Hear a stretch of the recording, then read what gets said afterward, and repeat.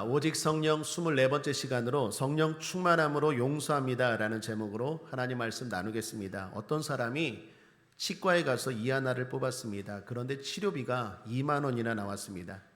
이 사람 생각에 너무 비싸다. 2만 원이나 하나라고 생각했습니다. 그래서 놀라면서 의사에게 말했습니다. 아니, 이 하나 뽑는데 1분도 걸리지 않았는데 왜 이렇게 비싸게 받습니까? 그랬더니 의사가 진지한 표정으로 말합니다. 물론 환자분이 원하시면 아주 천천히 뽑아드릴 수도 있어요.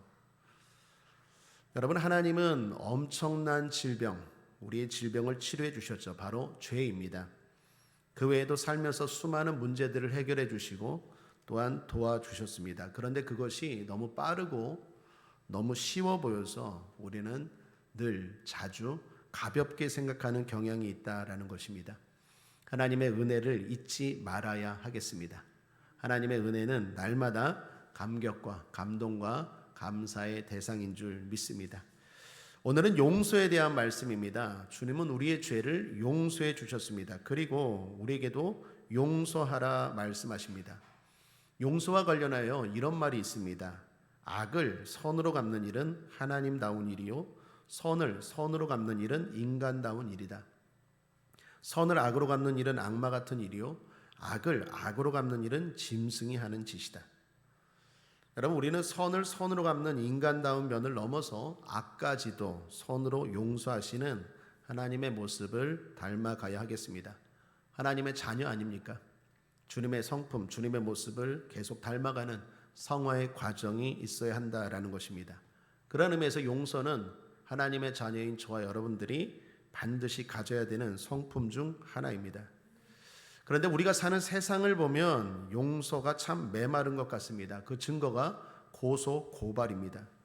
여러분, 고소 고발이 얼마나 많이 들었습니까?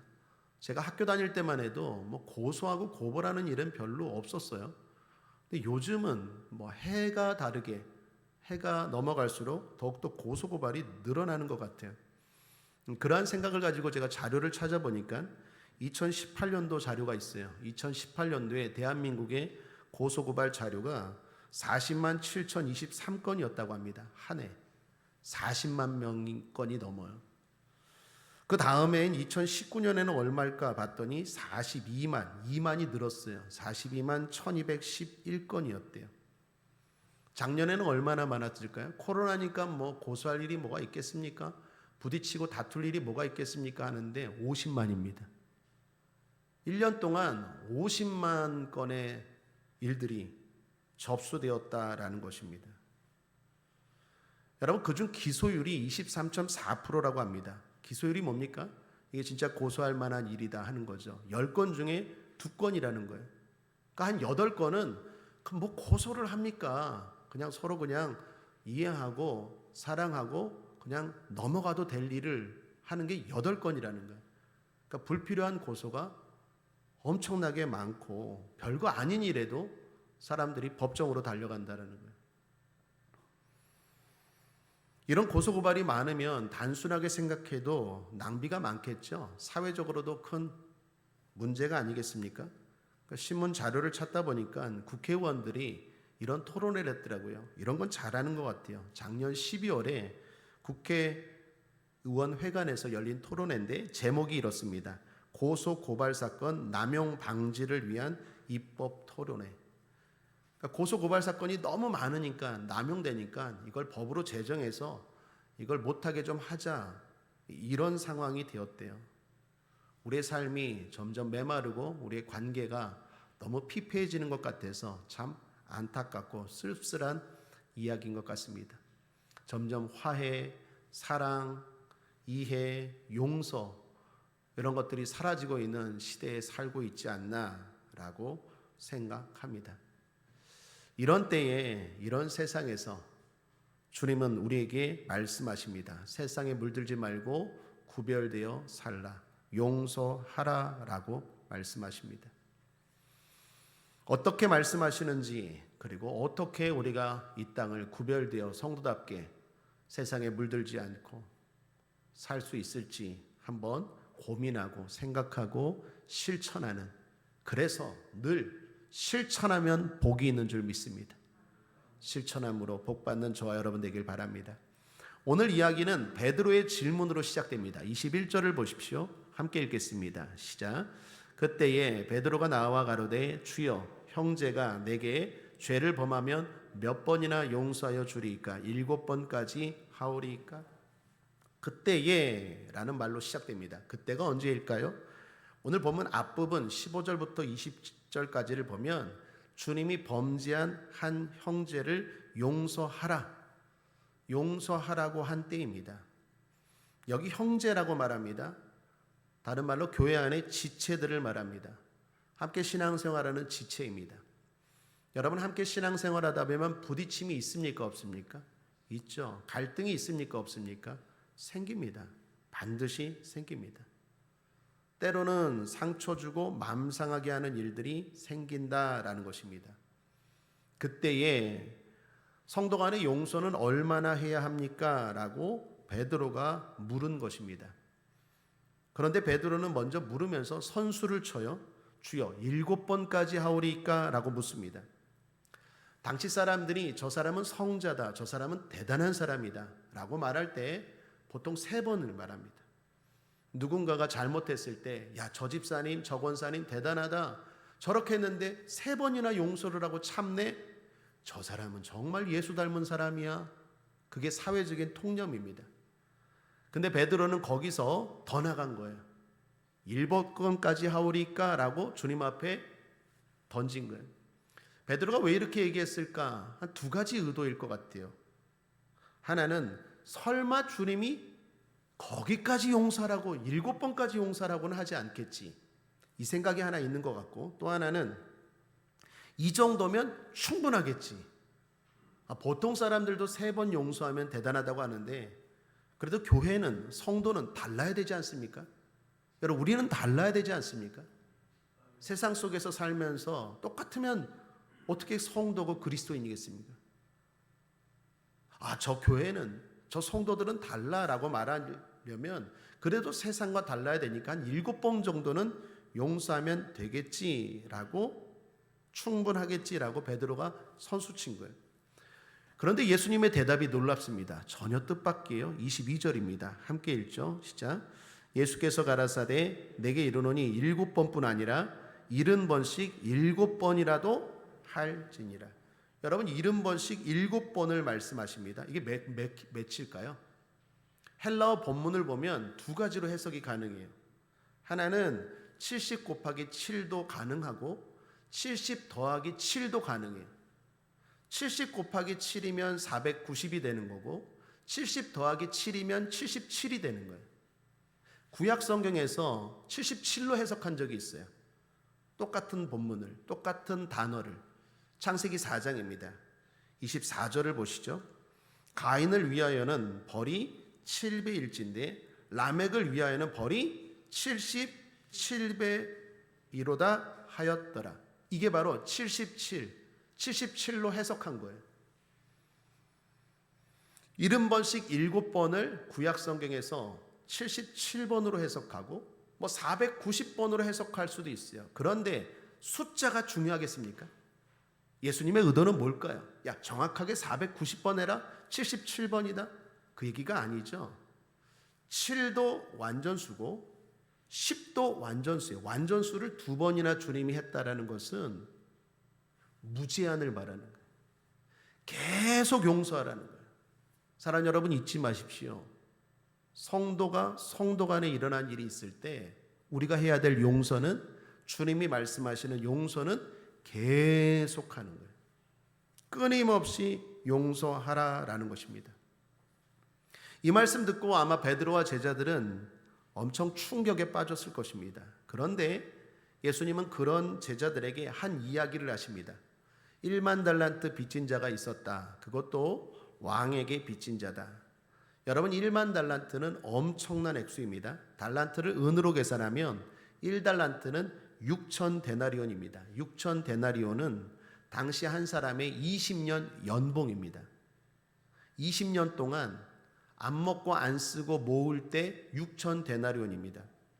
만약에 우리 돈으로 계산하면 1년에 한 사람의 연봉이 3천이라고 쳐봅시다. 3천이라고 했을 때 대략 6억입니다. 20년 동안 안 먹고 안 쓸 때 6억인데 한 달란트가 그런데 10,000달란트잖아요. 10,000달란트면 얼마입니까? 우리 돈으로 6조입니다. 6조. 상상할 수 없는 돈이죠. 6조를 빚을 진 거예요. 예수님 당시의 기록에 의하면 로마가 유대, 이두미아, 사마리아 지역에서 거둔 세금이 약 600달란트였대요. 그러니까 10,000달란트면 이거 엄청난 돈입니다. 그것도 은으로 계산했을 때 6조예요. 금은 당시의 은보다 30배가 많습니다. 그러니까 30을 더 곱해야 돼요. 금으로 만약에 계산하면. 그럼 몇입니까? 180조예요. 180조를 빚진 거예요. 도대체 뭐 하느라고 빚을 졌는지 모르겠지만 예수님이 그 이야기를 하십니다. 그런데 임금이 아내도 팔고 자녀도 팔고 다 팔고 평생 노동해서 갚으라라고 했는데 이 사람이 사정을 하니까 임금이 불쌍히 여겨서 그 180조를 한순간에 다 탕감해 주었어요. 여러분 얼마나 기쁘겠습니까? 180조가 탕감받았어요. 그런데 이 탕감받은 사람이 이제 탕감받고 나가자마자 한 사람을 만납니다. 그 사람이 성경에 동관이라고 나오는데 동관은 동료입니다. 동료를 만났는데 그 동료가 자기에게 얼마를 빌렸다고요? 100데나리온입니다. 100데나리온이면 우리 돈으로 약 1,000만 원입니다. 1,000만 원. 1,000만 원도 적은 돈은 아니죠. 그런데 180조를 방금 전에 아무런 대가 없이 탕감받은 사람이 그 100데나리온 자기한테 빌려간 사람의 멱살을 잡고 돈 내놔 임마. 사정합니다. 나중에 갚을게. 좀만 봐줘. 안 봐주고 감옥에 쳐넣어버렸어요. 주변 사람들이 그걸 봤어요. 분명히 180조 탕감받은 거 내가 봤는데 자기에게 100데나리온 1,000만 원 빚진 그 사람을 빚 못 갚는다고 감옥에 쳐넣어? 야 이건 말이 안 된다. 그래서 임금에게 말합니다. 임금님이 이런 친구가 이렇게 했어요. 임금이 화가 났어요. 그놈 다시 잡아와. 그리고 다시 잡아와 갖고 어떻게 해요? 너 다 갚아. 그리고 감옥에다가 다시 쳐 넣어 버립니다. 예수님이 용서에 대해서 하신 말씀입니다. 이야기입니다. 여러분 예수님이 하신 이 이야기에 보면 우리에게 용서를 요구하는 모습이 있습니다. 제가 세 가지로 정리했는데 하나는 무제한적인 용서입니다. 앞서 말씀드렸죠. 형제가 잘못했을 때 어떻게 해요? 무제한적으로 용서하래요. 사랑 여러분 계속 용서할 수 있게 되길 바랍니다. 또 하나는 실제적인 용서입니다. 여러분 예수님은 용서에 대해서 구체적인 얘기를 하세요. 특별히 돈 이야기를 하시고 금액까지 언급하십니다. 무슨 말입니까? 실제적으로 하라는 거예요. 특별히 한 이야기를 비유를 덧붙여서 하십니다. 무슨 말입니까? 용서는 실제적이고 구체적으로 하라는 거예요. 그냥 머리로 마음으로 얼렁뚱땅 하지 말고 구체적으로 실제적으로 해야 되는 게 우리의 용서예요. 예수님이 요구하시는 용서 세 번째 특징을 보면 중심으로 하는 용서입니다. 예수님은 양도 중요하지만 용서하는 사람의 질도 강조하십니다. 진심으로 용서하래요. 35절을 볼까요? 결론적으로 말씀합니다. 너희가 각각 중심으로 형제를 용서하지 아니하면 중심으로. 이처럼 예수님이 우리에게 요구하시는 용서는 세 가지로 정리할 수 있습니다. 무제한적이고 실제적이고 마음 깊이 진심으로 하라라는 게 예수님의 용서입니다. 우리에게 요구하시는 용서의 모습입니다. 물론 전제는 있습니다. 전제가 뭡니까? 회개할 때. 여러분 잘 기억하셔야 됩니다. 무제한적인 용서이지만 무조건은 아니에요. 회개할 때예요. 오늘 본문과 똑같은 본문 누가복음에 보면 주님 이렇게 말씀합니다. 누가복음 17장 3절 4절을 함께 읽겠습니다. 시작. 너희는 스스로 조심하라. 만일 내 형제가 죄를 범하거든 경계하고 회개하거든 용서하라. 만일 하루 7번이라도 내게 죄를 얻고 7번 내게 돌아와 내가 회개하노라 하거든 너는 용서하라 하시더라. 오늘 마태복음도 마찬가지 아닙니까? 오늘 본문 21절 앞에 보면 회개에 대한 이야기를 하시잖아요. 그러니까 무조건적인 용서는 아니에요. 우리의 용서가 무조건이 되면 그 사람으로 하여금 방탕하게 하고 방임하게 하지 말게 하라는 거예요. 그 사람이 새로운 사람으로 살겠다, 내 잘못을 깨달았다, 이제는 돌이키겠다라는 발전의 의미로서의 용서가 돼야지, 여러분 무조건 용서해버리면 계속 그 사람이 옳은 걸로 착각할 거 아니에요. 계속 그렇게 살 거 아니에요. 그건 용서가 아니라 방탕하게 내버려 두는 거죠.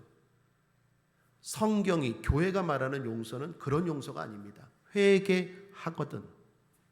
조건이 있어요. 주님이 우리에게 말씀하시는 용서입니다. 자, 그럼에도 용서가 쉽습니까? 어렵습니까? 어려워요. 그 사람이 회개해도 용서는 어렵습니다. 노벨상을 수상한 호주의 동물학자 가운데 로렌츠라는 박사가 계십니다. 이분이 오랫동안 동물의 특성에 대해서 연구하셨는데 노벨상까지 받았죠. 그분의 논문에 보면 이런 이야기가 나옵니다. 동물들이 싸울 때 보면 어느 정도 싸우다가 동물이 각기 독특한 방법으로 항복의 표시를 한대요. 야, 나 이제 못 싸우겠어. 내가 졌어. 그만. 이게 동물들끼리 싸우다가도요. 여러분 집에 개 길러 보십니까? 강아지 또는 고양이 기르십니까? 그러면 한번 오늘부터 한번 봐보십시오. 또 그렇다고 싸움 붙이지 말고. 동물들이 싸우다가 한 동물이 항복의 표시를 한대. 예를 들면 원숭이는요, 엉덩이를 들고 땅에 바짝 엎드린대요. 그게 항복의 표시예요. 야, 나 이제 그만 싸울래. 개는 꼬리를 내리고 목을 보인대요. 막 이렇게 하다가 목을 보이는 건 이제 그만 싸우자라는 거예요. 그런데 동물은요, 특이하게 그러면 스탑! 딱 된대요. 한쪽에서 항복 표시를 하면 그만이 되는데 사람은 이게 안 된다는 거예요. 사람은 약점을 보면 너 약점 잘 걸렸어. 더 공격한다는 거예요. 더 집요하고 더 비열하고 더 치밀하게. 그 사람이 그만큼 악하다라는 거예요. 여러분, 어쩌면 우리가 받은 상처가 쉽게 용서가 안 되는 그런 상처일지 몰라요. 아주 골물대로 골문 상처예요. 나를 정말로 힘들게 한, 내가 이제 그만하자고, 내가 분명히 손을 들었어. 그럼에도 불구하고 계속 집요하게 나를 힘들게 하고 어렵게 하고, 그래서 생긴 상처인데 이걸 용서한다는 것 쉽지 않아요. 제가 목회하면서 성도님들의 상처들을 들어보면 참 그 깊이와 그 아픔을 헤아려져요. 그래서 함부로 용서하십시오, 이 말이 잘 안 나와요. 주님이 말씀하셨지만 우리가 쉽게 안 되는 게 맞아요. 용서예요. 그래서 어떤 분은 말하더라고요. 목사님, 용 써도 안 되는 게 용서예요. 용을 써도 안 돼요. 저 사람은 싫은데 어떻게 해요? 미운데 어떻게 해요? 내가 천국 때문에 어쩔 수 없이 교회는 다니지만 저 사람 내가 안 보면 안 받지, 용서는 안 돼요. 이런 분들 의외로 많아요. 그래서 관계도 끊고 등을 돌리고 그냥 너는 너, 나는 나. 천국은 가야 하니까. 그렇게 신앙생활하는 사람들이 교회들마다 분명히 있어요. 우리 교회만 빼고. 우리 교회는 하모니 교회잖아요. 할렐루야. 용서 힘듭니다. 그래서 어떤 성자는 말해요. 용서는 가장 힘든 고난이다. 용서는 고난입니다. 성도가 극복해야 할 고난 가운데 제일 힘든 고난이 핍박을 당하고 배고프고 질병, 이것보다 힘든 게 용서예요. 이해됩니다. 그럼에도 주님은 우리에게 용서하라라고 분명히 말씀하세요. 그러므로 사랑하는 성도님들, 용서합시다. 용서하려고 노력합시다. 자, 주님이 용서하라고 말씀하시면서 그 이유를, 그리고 그 방법을 말씀하시는데 그 이유도 제가 세 가지로 좀 정리해 봤어요. 첫 번째는 너가 탕감받았다라는 거예요. 여러분, 누구보다도 내가 용서받은 사람이에요. 예수님이 하신 이야기를 들을 때 우리는 다 느끼죠. 1만 달란트 탕감받은 사람이 누굽니까? 나예요. 내 죄를 하나님이 용서해 주셨잖아요. 날 구원해 주셨잖아요. 구원이 내 힘으로 됩니까? 180조가 내 힘으로 못 갚는 것처럼 구원이 내 힘으로 됩니까? 안 되죠. 내가 바로 1만 달란트 탕감받은 사람이에요. 그런데 나에게 100데나리온 용서 못한다고 멱살 잡으면 마땅치 아니하니라. 그건 마땅한 일이 아니죠. 바로 그 얘기예요. 여러분, 왜 용서해야 됩니까? 내가 10,000달란트 탕감받았다라는 것을 잊지 말아야 한다라는 것입니다. 33절입니다. 내가 너를 불쌍히 여긴 것 같이 너도 내 동간을 불쌍히 여김이 마땅치 아니하냐. 신약 성경 두 군데만 보죠. 에베소서 4장 32절입니다. 서로 인자하게 하며 불쌍히 여기며 서로 용서하기를 하나님이 그리스도 안에서 너희를 용서하심과 같이 하라. 골로새서 3장 13절에도 누가 네게 혐의가 있거든 서로 용납하여 피차 용서하되 주께서 너희를 용서하신 것과 같이 너희도 그리하고. 다 전제가 뭡니까? 주님이 널 용서했다라는 거예요. 그것처럼 너도 용서하라. 그게 마땅하다라는 것입니다. 내가 받은 용서가 훨씬 더 큽니다. 내가 받은 상처는 태산처럼 느끼고 내가 남에게 준 상처는 티끌처럼 여기는 건 마땅치 않은 거예요. 그건 비합리적이죠. 용서해야 됩니다. 내가 받은 용서를 생각하고. 그러므로 사랑하는 여러분, 용서는 감격입니다. 한번 이렇게 생각해 보십시오. 내가 누군가를 용서해야 할 상황이 벌어집니다. 그때 그 사람이 얼마나 밉겠습니까? 그죠? 근데 그 사람이 나라고 생각해 보세요. 그 미운 사람이 나라고 생각해 보세요. 그런데 하나님이 날 용서해 주셨어요. 그래서 내가 누군가를 용서할 상황이 벌어질 때는 하나님이 나를 이렇게 용서했구나라는 걸 돌아보는 은혜의 시간, 감격의 시간, 감동의 시간으로 승화시키게 되길 바랍니다. 요즘 제가 애들을 길러보니까 부모의 마음을 알겠더라고요. 부모님이 이랬겠구나. 부모님이 이랬겠구나. 여러분, 용서도 마찬가지입니다. 내가 누군가를 용서해야 될 상황이 벌어질 때 하나님이 이랬겠구나. 하나님이 이런 마음이었겠구나.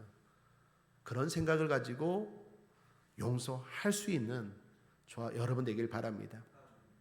오늘의 말씀이 여러분의 용서에 도움이 되기를 꼭 주님의 이름으로 축복합니다. 두 번째는 내가 축복받기 때문입니다. 이거 나를 위해서입니다. 일단 용서하지 않으면 누구보다도 내가 힘듭니다. 내가 병들어요. 그러니까 의사 선생님들, 심리학자들이 일관되게 하는 이야기입니다. 가끔 이유 없이 토하는 사람, 원인도 모르게 손과 발이 이렇게 마비되는 사람, 밥만 먹으면 자꾸 헛배가 부르고 위궤양이 자주 일어나는 사람, 신경통으로 고생하는 사람, 암세포가 꾸준히 생성되고 확장되는 사람은 대부분 분노, 갈등 이런 것들 복잡한 마음이 속에 있는 사람이래요. 내가 풀고 용서하지 않으면 내가 병들어, 내가 죽는다니까요. 결국 용서는 나를 위한 것입니다. 용서에 대한 글을 찾다가 용서와 관련된 격언들을 보았습니다. 서로 용서하라. 이 세상에서 화평하게 지낼 수 있는 방법은 하나밖에 없다. 그것은 용서다. 톨스토이가 한 말입니다. 허물을 너그럽게 용서하는 일은 모든 창조 질서에 순응하는 일이다. 종교개혁가 마틴 루터가 한 말입니다. 남을 용서할 수 없는 사람은 자기가 건너야 할 다리를 파괴하는 사람이다. 조지 허버트가 한 말이래요. 용서는 승리 중에서 가장 신성한 것이다. 쉴러라는 사람이 한 말이래요. 그런데 제가 용서와 관련된 격언들을 찾다가 참 제 마음에 부딪히는 문구 하나가 있어요. 그게 바로 이거였어요. 자유는 용서로부터 시작된다. 한번 따라할까요? 자유는 용서로부터 시작된다. 용서는 내 삶의 자유를 가져오는 시작입니다. 질병에서의 자유, 눌림에서의 자유, 속박에서의 자유. 하나님의 천국을 누리는 일에 용서는 가장 중요한 요소다라는 것입니다. 여러분, 예수님의 말씀도 마찬가지입니다. 35절을 보십시오. 너희가 각각 중심으로 형제를 용서하지 아니하면 내 천부께서도 너희에게 이와 같이 하시리라. 내 천부께서도 하나님도 너희에게 이와 같이 한대요. 내가 누군가를 용서하지 아니하면 하나님도 널 그렇게 대해주겠다는 거예요. 이는 반대도 마찬가지입니다. 네가 누군가를 용서하면 하나님도 너를 그렇게 대해주겠다라는 거예요. 그러므로 사랑하는 여러분, 따라할까요? 용서는 이후가 있습니다. 여러분, 용서는 이후가 있어요. 내가 용서하면 뭐합니까? 끝이 아니에요. 내가 누군가를 용서하면 하나님이 그 이후에 나를 그렇게 대해주세요. 용서는 이후가 있다라는 걸 꼭 잊지 마십시오. 내가 용서하면 나는 뭐가 좋은데요? 좋다니까요. 하나님이 좋은 것들로 나에게 하나님이 갚아주세요. 그 사람이 갚아주는 게 아니라 하나님이 갚아주세요. 근데 반대도 마찬가지예요. 내가 용서하지 않으면 하나님도 나를 아주 현미경으로 법대로 대하세요. 너 요거 잘못했지? 내가 누군가를 그렇게 대하면 하나님도 나를 그렇게 대한다는 거예요. 결국 나를 위한 거예요. 하나님이 나를 사랑으로, 하나님이 나를 자비로, 하나님이 나를 긍휼로 대하기를 원하십니까? 그렇다면 여러분이 누군가를 그렇게 대해 주셔야 돼요. 내가 잣대 현미경의 눈을 가지고 그 사람을 대하면 하나님도 나를 그렇게 대한다는 거예요. 결국 용서는 나를 위한 것입니다. 창세기에 보면 요셉이라는 사람이 나오죠. 그 사람은 형제들에게 큰 상처를 받았습니다. 그런데 나중에 형제들을 용서합니다. 서열로 요셉이 12아들 가운데 11번째예요. 막내가 베냐민이고, 그런데 용서하는 순간 요셉이 큰 사람이 돼요. 그리고 용서하는 순간 요셉의 후손들도 다른 형들보다도 루벤, 다른 갓, 이런 시므온, 레위 이런 후손들보다도 훨씬 더 그 후손들도 잘 돼요. 사랑하는 여러분, 용서는 큰 사람이 하는 거예요. 또한 용서는 클 사람이 하는 거예요. 용서하는 순간 그 사람이 큰 사람입니다. 하나님은 분명히 말씀하세요. 그 사람이 큰 사람이에요. 자존심이 꺾여지고 내가 지는 사람이 아니라 용서하는 사람이 하나님 보실 땐 큰 사람이에요. 그리고 더 클 사람이에요. 왜요? 하나님이 축복하시기 때문에. 주기도문에서도 그렇잖아요. 우리가 기도할 때 이렇게 기도하라. 우리가 우리에게 죄 지은 자를 사하여 준 것 같이 우리를 사하여 주옵시고. 결국 용서는 나를 위한 것입니다. 하버드 대학의 세물 핸팅턴이라는 교수가 한 말이 생각이 났어요.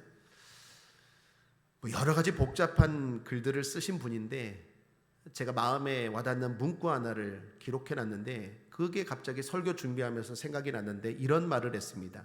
현대인의 가장 큰 병은 불신에서 오는 냉소주의다. 여러분, 냉소주의가 뭡니까? 쌀쌀하고 차갑고 그러면서 외롭고 불행하게 살아가는 거 아닙니까? 그 이유가 무엇이라고요? 불신이라는 거예요. 그러니까 믿지 못하는 마음, 그게 현대인들의 가장 큰 병의 원인이라는 거예요. 우리는 불신이 아니라 믿음의 사람이잖아요. 우리는 주님을 믿잖아요. 내 행동에 대해서 주님이 책임져 주신다는 믿음이 있는 사람이잖아요. 그렇다면 우리는 믿음을 가지고 말씀대로 용서해야 되겠습니다. 그러면 주님이 결국 책임져 주시고 그거에 대한 행동에 대해서 보상해 주실 줄 믿습니다. 여러분, 예수님이 십자가상에서 마지막 했던 게 뭡니까? 용서죠. 하나님, 저들을 사하여 주옵소서. 왜 용서하셨을까요?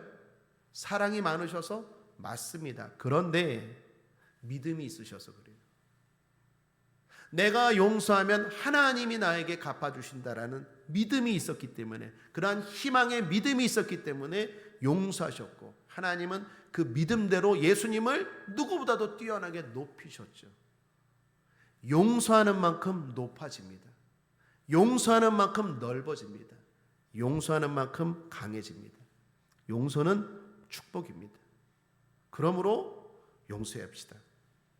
마지막 하나 더 한다면, 이게 정말 중요한 것 같은데, 나의 탕감이 취소되기 때문에 용서해야 돼요.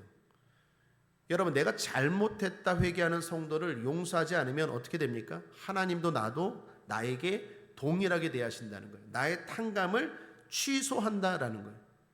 오늘 임금 이야기에서 예수님이 임금이 용서해 줬던 그 사람이 친구에 대해서 용서하지 않았어요. 임금이 어떻게 합니까? 다시 잡아와서 그리고 탕감했던 것들을 취소해 버리죠. 여러분 여기 주목하셔야 돼요.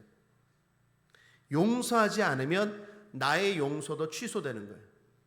구원이 취소되는 거예요. 오늘 이 부분을 좀 잘 들으시면 좋겠어요. 여러분 구원은 뭘로 얻습니까? 모르십니까? 구원은 어떻게 얻습니까? 믿음으로 얻죠. 구원은 믿음으로 얻어요. 그런데 오늘 말씀을 보면 용서함으로 구원을 받는다라고 말하는 거예요. 용서하지 않으면 나를 향한 그 1만 달란트의 탕감을 취소한다는 거예요. 오늘날로 말하면 그 1만 달란트가 바로 우리 구원이잖아요. 구원이 취소된 거예요. 아니 믿음으로 얻는 구원인데 어떻게 구원이 취소됩니까? 말할 수 있는데 오늘 이야기의 뜻은 이렇습니다. 용서는 믿음의 사람의 한 모습이라는 거예요. 다시 말하면 믿음이 있는 사람은 반드시 용서의 사람이라는 거예요. 내가 믿음이 있어요. 내가 구원받은 믿음이 있어요. 그런데 누군가를 용서하지 못해. 그러면 그 사람의 믿음 다시 생각해 봐야 돼요. 그 얘기예요. 사랑하는 여러분, 우리는 구원받은 하나님의 자녀인 줄 믿습니다. 그 특징이 뭘로 나옵니까? 용서로 나와요. 아, 저 사람은 참 믿음 좋은 사람이구나. 여러분, 세상이 교회를 조롱하지 않고 뭔가 교회 가고 싶다, 뭔가 교회는 다르다, 뭔가 목사는 다르고 뭔가 성도들은 다르구나라는 걸 뭘로 봅니까? 용서하는 사랑이에요. 세상에서는 절대로 용서받지 못하는데 교회 안에서는 목사는 성도들은 용서해요. 그때 뭘 봅니까? 그때 믿음이라는 걸 보고 사랑이라는 걸 보고 하나님을 보는 거예요. 믿음이 있는 사람의 특징은 반드시 용서로 나타난다는 거예요. 그게 주님의 말씀의 핵심입니다. 그러므로 용서로 구원받는다? 이게 말이 되는 거예요. 왜요? 용서의 사람은 곧 믿음의 사람이고 믿음의 사람의 특징은 반드시 용서가 나타나요. 여러분이 구원받은 줄 믿습니다. 그렇다면 그 특징이 뭡니까? 옛날보다도 훨씬 더 커졌어요.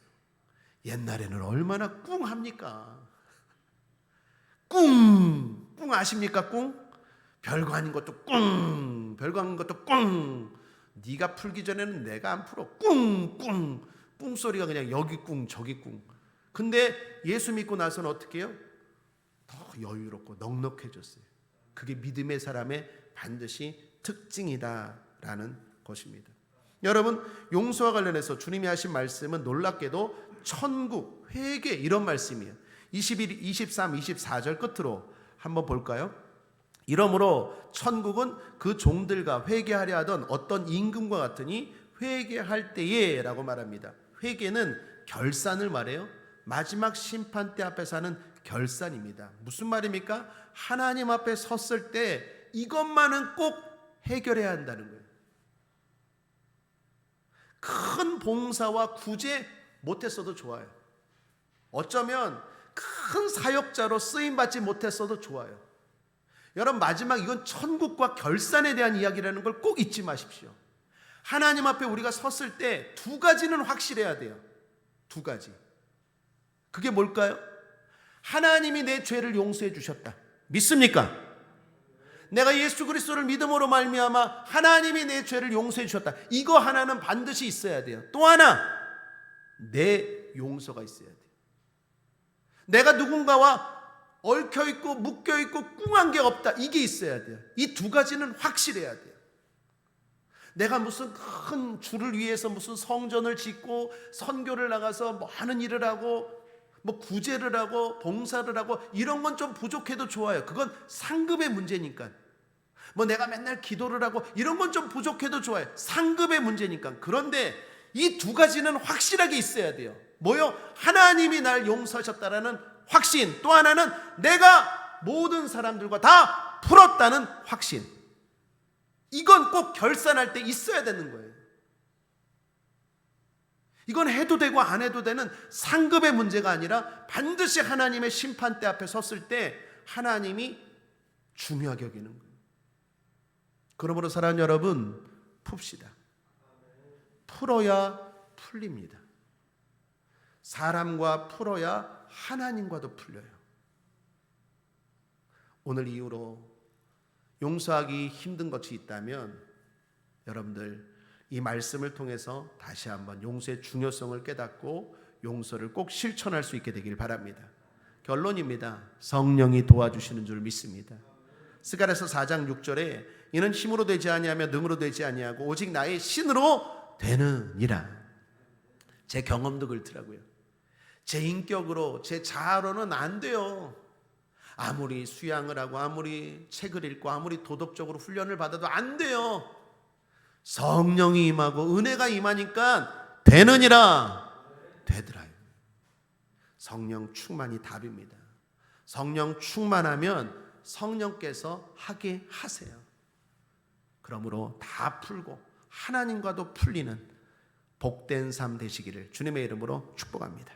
우리 말씀을 정리합니다. 함께 읽어볼까요? 시작. 성령 충만함으로 용서합니다 라는 제목으로 은혜를 나누었습니다. 주님 우리에게 형제가 회개하거든 무제한적으로 실제적으로 중심으로 용서하라고 말씀하십니다. 용서는 어렵습니다. 그럼에도 용서해야 할 이유는 내가 엄청난 용서를 받았기 때문입니다. 내가 축복받는 길이기 때문입니다. 그리고 마지막 심판대 앞에서 결산할 때 나의 용서가 취소될 수 있기 때문입니다. 그러므로 용서합시다. 용서는 성숙한 믿음의 특징입니다. 성령 충만하면 용서할 수 있습니다. 그렇게 성령의 도움으로 용서의 사람, 축복의 사람이 됩시다. 예수 승리하십시오. 기도하겠습니다. 하나님 아버지, 우리 모두 힘들고 아프고 괴롭고 억울하지만 성령의 도움으로 용서의 사람 될 수 있도록 축복의 사람 될 수 있도록 은혜 베풀어 주시옵소서. 감사드리며 예수님의 이름으로 축복하고 기도했습니다. 아멘.